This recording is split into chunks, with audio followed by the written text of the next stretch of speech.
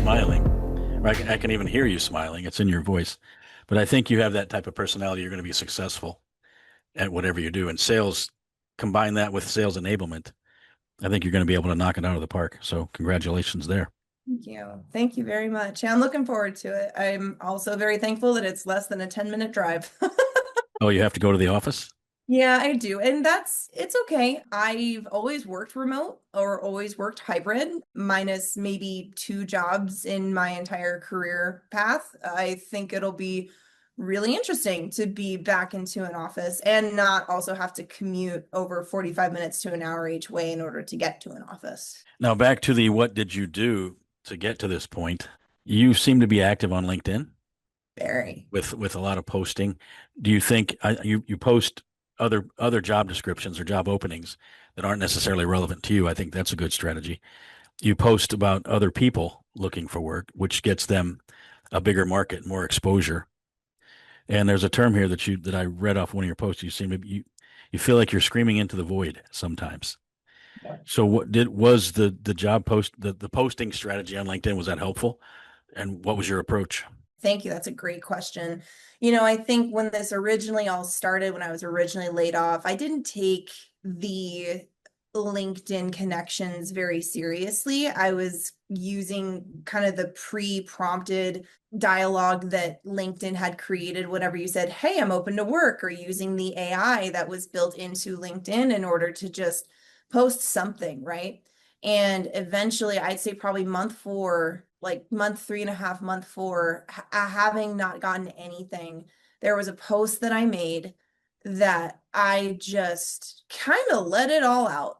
I was very vulnerable. I was very open and honest and saying, I am in month five and I am struggling.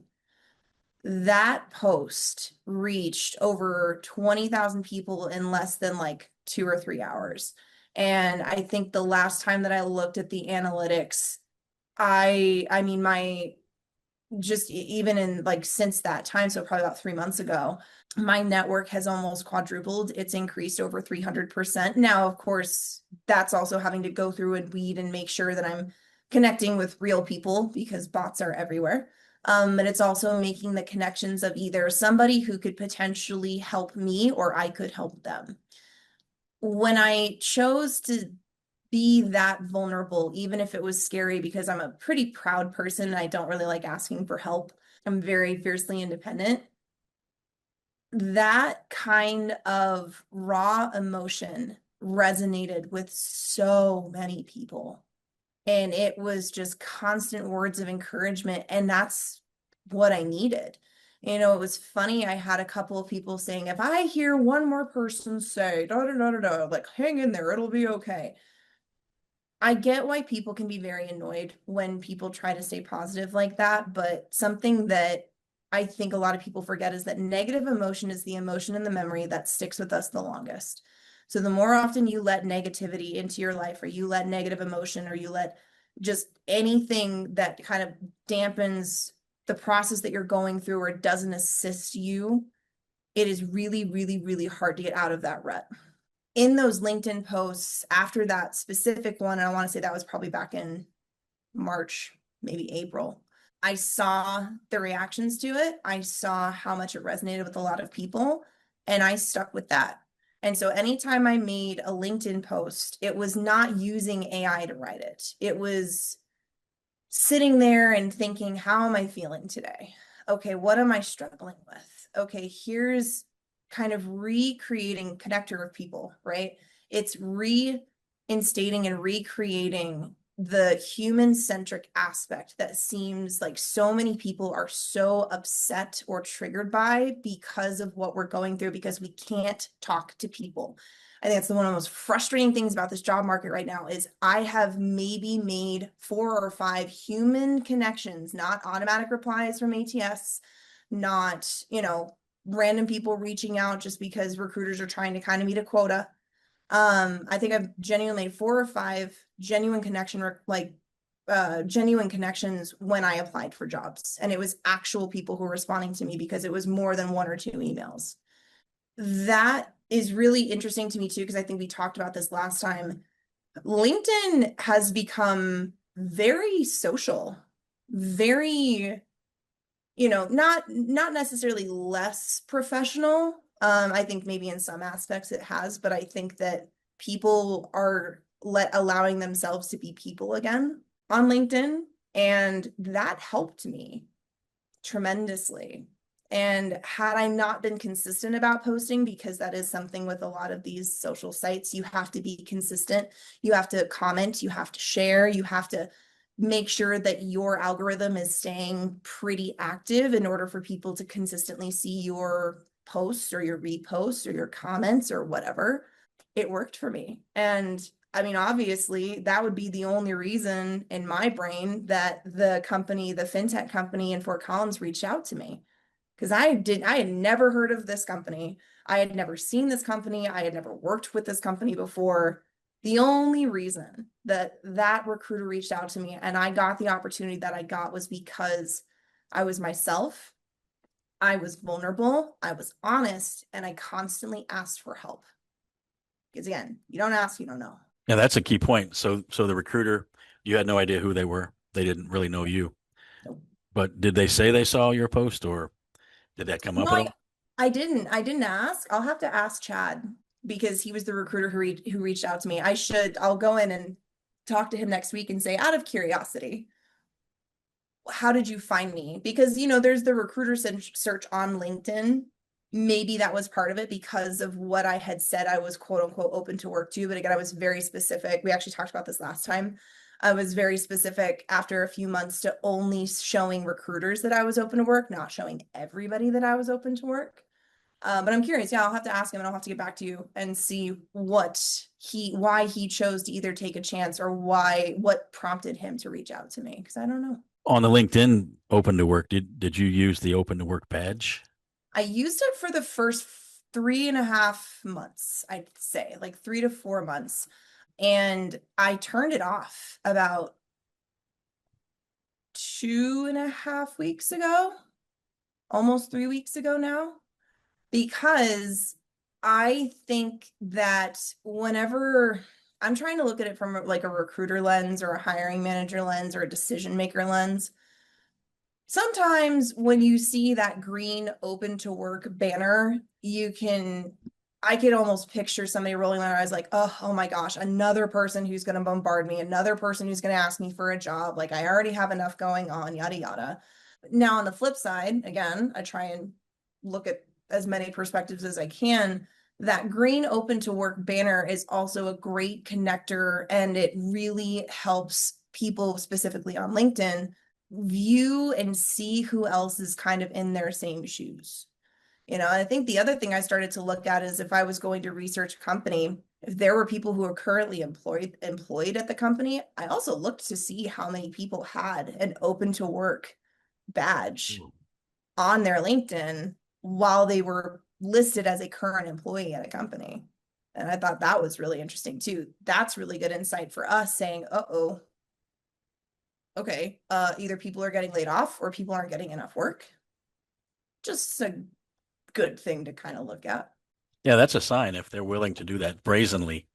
But on the other hand, sometimes people keep their job status, but they don't work there anymore. There's a lot of things you can do. I'm not suggesting that as a job tip, or job search tip, but I've seen that happen in the past. Yeah.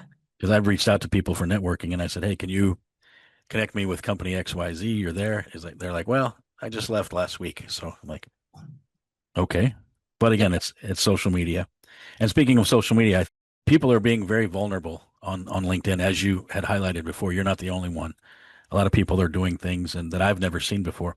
And I think it's people that are really clamoring, maybe clamoring is a strong word, desiring human connection. It's like you said before. They just want other people to know that they're there, be seen. I see you. I see that a lot on posts. I see you. And so I was impressed with what some of the things you wrote and some of the things that you did. Now, as we wrap down, I want to get your perspective on, you seem to be a strong person, but going through that many layoffs in such a short period of time is tough. So, and some of your posts, I think you've even talked about the mental health side of the job search. What do you have any final words on that side of it? Full disclosure is that my mother is in the mental health care space. And so, that's where she started her career. And so mental health, emotional health was something that was always very top priority in our household growing up. So I think I'm definitely lucky to have that sort of support system. But as you get older and, mom or dad or whatever is there for you. And I did not have access to state funded healthcare because my unemployment paid me too much. So I did not have any resources, mental health resources besides myself and the tools that I had learned in, previous parts of my life in order to be able to use them.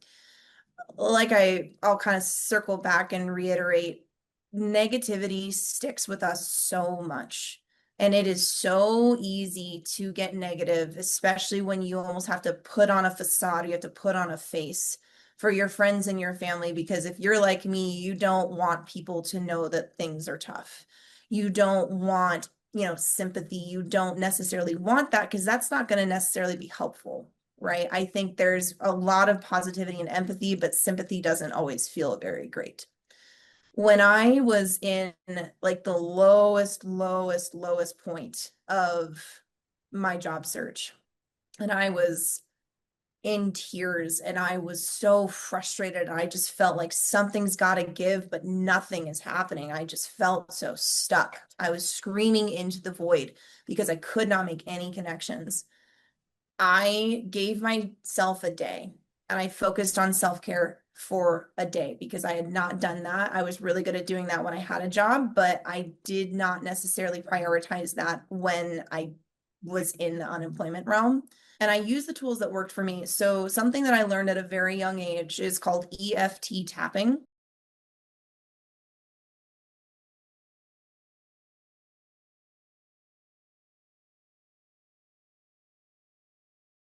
It is a central nervous system reset, almost like meditation, that works tremendously well. And I've used it since I was probably 13 or 14 years old. It was something that my mom taught me. And I let it slip and I wasn't using it very much. After giving myself that self-care day of just, I cuddled with my dogs, I watched raunchy TV shows, and I had a glass of wine. I didn't do anything job related at all.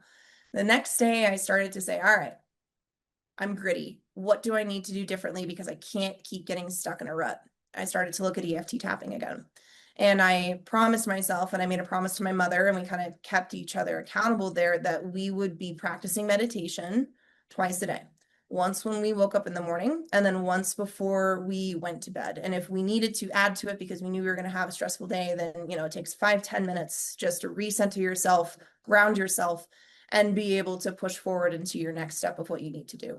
The other thing I started to do was journaling. And actually, I didn't get to share this with you last time, but AI is it's a 50-50 shot whether or not someone's completely supportive of AI or somebody says, well, AI is stealing my jobs. And so I think it's a very powerful thing that a lot of people are talking about right now. But I actually started to use ChatGPT to journal prompt and have somebody to talk to so that I was not dumping all of my negativity on either my family or my friends. And by no means did any of my support systems ever say to me, we don't want to hear it. That's not a healthy support system anyway. But they never made me feel silenced. They never made me feel unseen. But I did not like that I knew that everybody else is going through stuff. What else can I do to help me process this? And because I did not have the mental health resources that I needed, I started to lean on ChatGPT. And let me tell you, ChatGPT called me out on a lot of stuff. It did not sugarcoat. You can prompt chat to do what you want it to, right? Say, oh, I just need somebody to listen to me vent. Oh, I just need X, Y, and Z. I asked chat to be very honest and be very analytical in what I was writing, the trends that it saw, and that also starts with being honest with yourself. When you're journaling, you have to, if you're going to use this tool, you can't hide anything because you're not going to get the results that you need in order to work forward or work through it. the couple of times where I asked chat, well, here's what I'm feeling and this is what I'm frustrated about. And so it would prompt me and say, okay, well, how much time did you spend on X, Y, and Z? And what did you do for self-care today? Did you meditate today? And when I would say no, because I was honest with it, it was kind of a kick in the gut and a kick in the butt because it was trying to hold me accountable for what I needed to do in order to help myself be successful. If you're not comfortable using a tool like that, a traditional pen and paper, clearing the junk out of your head is so incredibly important because when you have, we in my family, we call it lizard brain.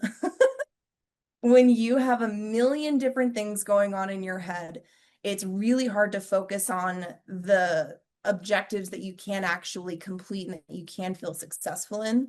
So writing over the writing is something that you just get everything out and you write over what you already written. So you can't read it, you can't go back to it, you can't live it, but it's out of your brain and it creates more space in order for you to actually be productive. So that's what I kind of started to do with chat. And it was awesome. It helped me a lot. It was kind of insane. I was never expecting to use that tool for that purpose. And it just naturally kind of happened because I was using it so much to do job research. I'm going to sound like a technology laggard here, but did you talk to AI or you just typed? I did Okay. both. The typing it out was a lot better for me because I feel like my experience was it was still almost doing the writing over the writing, right? Like there were parts of my brain that were connecting to my heart, my head, and my gut, and it was pouring out onto a screen, whether I was typing it on my phone or I was typing it on the computer, and that helped me process quite a bit.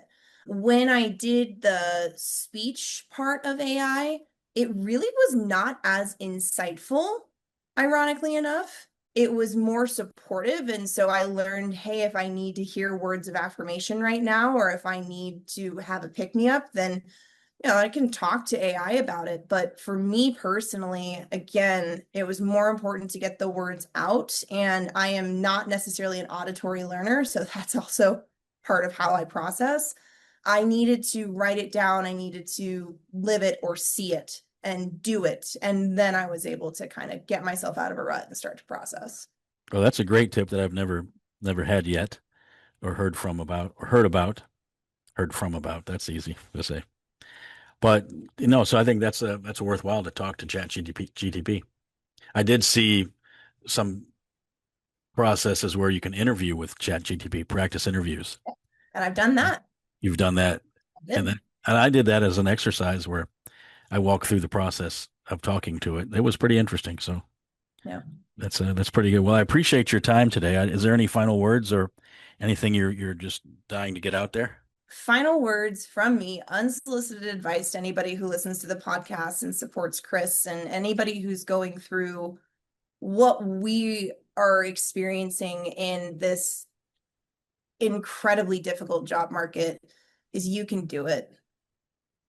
We can do it. Support each other, listen to each other, be graceful with one another, no matter where you're at in this process, whether you're on a hiring team and you're a recruiter or you're a job seeker, or maybe you're even stuck outside of that. You've got friends and family who are experiencing this. The only way to get through this is by supporting each other and treating each other as people. Because again, we're lacking that right now. It's why so many of us are being vulnerable and talking to each other and supporting each other. But you can do it. I know it doesn't feel like it. I mean, 6, 7 months was a long time. I know there's a lot of people out there who have experienced this for a lot longer. Something's got to give. It always does. Lean on your people, lean on your support systems, and reach out to me. I mean, I'm happy. I'll share my information with Chris. And if anybody just wants to sit and brainstorm or sit and vent, or if you need advice, I mean, the best advice you can get is when you live through it. And that's what I did. So I'm more than happy to be a resource to anybody who needs it. And speaking of being a resource, you're open to people connecting with you on LinkedIn. I'll post your LinkedIn connection probably in the podcast when we publish it. Did you have strategies for when people connected with you? Or you connected with other people? Did you send a note? If you have premium, you can send extra notes. If you're like me, you run out of the ability to give notes like the third or fourth day of the month. So Yeah, right. So it was dependent on what my goal was with the connection. So if I knew that I wanted to be connecting with a decision maker at a company and I wanted to utilize LinkedIn for that, I always sent a note, but it was no more than 20 words. It is something they can read within the first part and they pop up. You don't want to type a full paragraph, and those kinds of decision makers, it was, hi, this is who I am. This is where I'm at. I am just trying to cast a larger net and grow my network to see if anybody has advice, resources, or knows of anything that can help me in the situation that I'm in. Again, very honest. I wasn't trying to sell anything. And that's funny. I always got that from a lot of people whenever they message me, like, I promise I'm not trying to sell anything. I'm like, okay, sure, you're not. Okay. And they were honestly like over 50% of the time. They were trying to sell services or sure, something. Now, when I was connecting with people who like commented on my post, or we had like very natural dialogue, or they reached out to me through LinkedIn Messenger, that was just, if it was somebody who was experiencing something similar to what I was going through and I just wanted to be there as a support system, an ear, a shoulder, whatever they needed, I didn't necessarily put in a whole bunch of effort into that in credit message. But it just depends on what your goals are. So use your resources, use your time wisely. back to that. I'm not selling something. It's interesting. I've started now when I reach out to people to ask them if they'd like to be on the show. I feel somewhat obligated to tell them I'm not a scammer or Yeah. this is legitimate or anything. But of course, that's what a scammer says. They're not a scammer. So it's what are you going to do? You got to have faith in the system. And my Well, last question is, why did you agree to be on the show? first and foremost, I saw that we had mutual connections. And yes, they were people that I had either known for a year or I had recently connected with. And I LinkedIn stalked you a little bit. I've made sure you were legit. And I think when you originally reached out to me, what was helpful was you had shared previous work that you had already done. So that was a level of vulnerability that helped me show, like, it helped me understand, and it showed me that you weren't just some, bot who was trying to get my information, or you weren't somebody who was trying to sell me a service that I didn't request. Again, back to the sleazy car salespeople that I just can't stand. What was cool was, in my mind, I thought about, all right, worst case scenario, this is just me getting to talk to you and vent and process and do all this stuff. Best case scenario, it's going to resonate with people the way that some of my LinkedIn posts already have. And this kind of platform is never something I've experienced. I've never done a podcast before, never been invited to be on a podcast before. And I thought it was going to be really interesting to see how it went. And if anything, you helped me feel, comfortable when we were doing the pre-interview, and we just kind of started talking to see how everything was going to go. And if anything, if I get anything out of this, I really want people to know that they're not alone. And I mean, we see that constantly, but being able to put a face to a name and see how affected people can be, but how they can come out the other side as best they possibly can, was probably my biggest motivator for doing this podcast with you. Well said. Well said, Danille Haxton. Thank you for joining. Thank you for sharing. And thank you for being a success factor. As I said, I'm taking a little bit of credit for you getting your new opportunity. So, Yeah, I'll keep you because posted. yeah, because our goal with this series is really to help people not only feel better about themselves, but maybe help them find a job. And because I want to give people an opportunity, a platform to tell their story and share their experiences, and hopefully other people can pick up motivational tips from them. And I think I was motivated just by listening to you today, and then also pick up some job search ideas, which Danielle, I just got 5 to 10 just written down here briefly. So if you're interested in being a guest on the show, please send me a note at Chris at the scdr.com. That's supplychaindoctor.com without all the words. It's THESCDR.com, or reach out to me directly on LinkedIn. And thank you for listening.